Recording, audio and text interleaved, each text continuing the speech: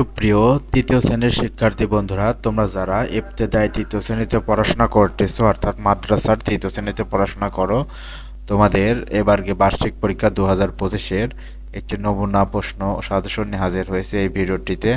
আশা করি এই ভিডিওতে দেওয়া প্রশ্নগুলো পড়ে গেলে তোমরা অবশ্যই 80 থেকে 90 মার্ক কমন পাবে ইনশাল্লাহ। তো এই ভিডিওটিতে আমরা যে প্রশ্নটি দিয়েছি, এই প্রশ্নটি আসলে তোমাদের যে মডেল প্রশ্ন, যে প্রথমে তোমাদের সময় থাকবে 2 ঘন্টা, পূর্ণমান 100। তো এখানে দেখো, প্রথমে তোমাদের বইয়ে যে পড়শি সম্পর্কে একটি গল্প রয়েছে, যে পড়শি লিভস ইন কুষ্টিয়া, পড়শি কুষ্টিয়াস থাকে, she goes to Sesua government primary school, সেইটা চায়।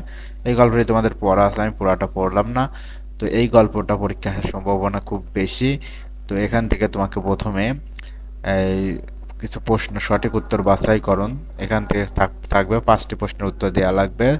প্রত্যেকটা প্রশ্ন দিতে পারলে তুমি 10 নম্বর করে। তো এখানে যে প্রশ্নগুলো দেওয়া রয়েছে, তোমরা অবশ্যই এই শিক্ষকদের সহায়তা অথবা নিজের পরিবারে যারা ফ্যামিলি সদস্য তাদের হেল্প নিয়ে এবং তোমার গাইড বইয়ের হেল্প নিয়ে পড়ে যাবে, তাহলেই কমন পাবা। আমি বিস্তারিত উত্তর বলছি না, শুধু প্রশ্নটাই এখানে দেখিয়ে দিচ্ছি। তো মাদ্রাসার আল ফাতা বারাকা যে গাইডে পড়ো, এই প্রশ্নটা থেকে কিন্তু প্রশ্ন কমন আসার চান্স রয়েছে। তো এরপরে দেখো, ডি নাম্বার প্রশ্ন, ই নাম্বার প্রশ্ন, 5টি প্রশ্ন।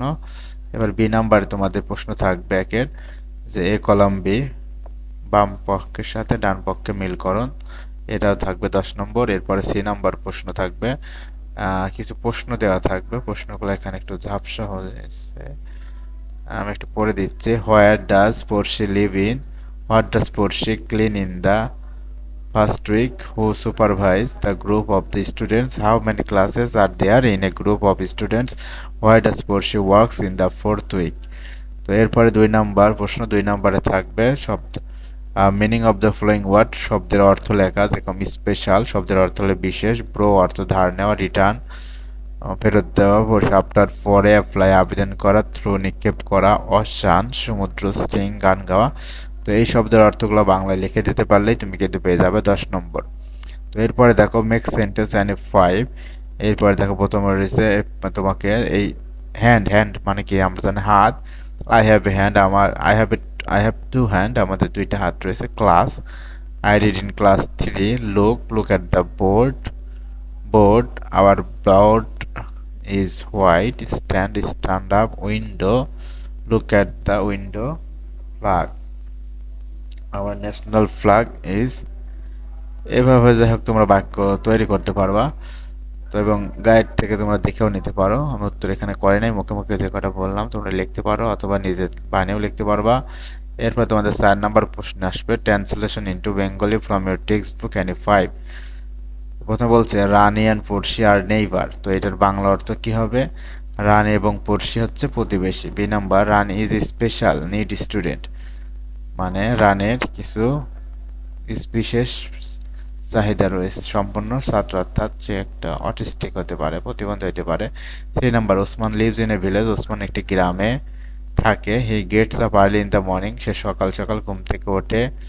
Oishi and her family live in a city, Oishi এবং তার পরিবার একটি শহরে থাকে। Little boy Nusai loves to play with his friend, ছোট্ট শিশু নুসাইর তার বন্ধুদের সাথে খেলতে পছন্দ করে। আর এরপরে Nusair does not know how to wash his hands properly, Nusair জানে না কিভাবে তার হাতটা সঠিকভাবে ধৌতকরণ করতে হয়। তো এটা ছিল অনুবাদ। তো অনুবাদের বাংলা অর্থ কিন্তু আমি বলে দিলাম, তোমরা অবশ্যই এগুলো লিখে দিলে মার্ক পাবা। 5 number, right 6 lines of A mention poem, name of the poet. বলছে তোমার বইয়ের থেকে যে কোনো একটি কবিতা লেখো কবির নাম সহ। কয় লাইন? 6 লাইন। 6 লাইন লিখতে পারলে তোমরা পেয়ে যাবে 10 নম্বর। তো তৃতীয় শ্রেণীর বইয়ে যে কবিতাগুলো দেওয়া আছে, তোমার সেখান থেকে যে কবিতা ইচ্ছা সেটাই লিখতে পারবা। এবার 6 number, answer the following question any two, যে কোনো 2টা প্রশ্নের উত্তর দেওয়া লাগবে। যে সেন্টেন্স কাকে বলে, পার্ট অফ স্পিচ কাকে বলে, ভার্ব কাকে বলে, নাউন কাকে বলে।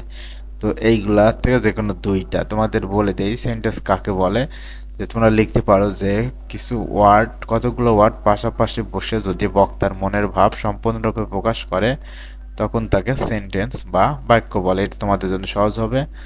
আরেকটা হচ্ছে এই যে ভার্ব, কোনো কিছু যে ওয়ার্ড দ্বারা কোনো কিছু করা বোঝায় তাকেই ভার্ব বলে।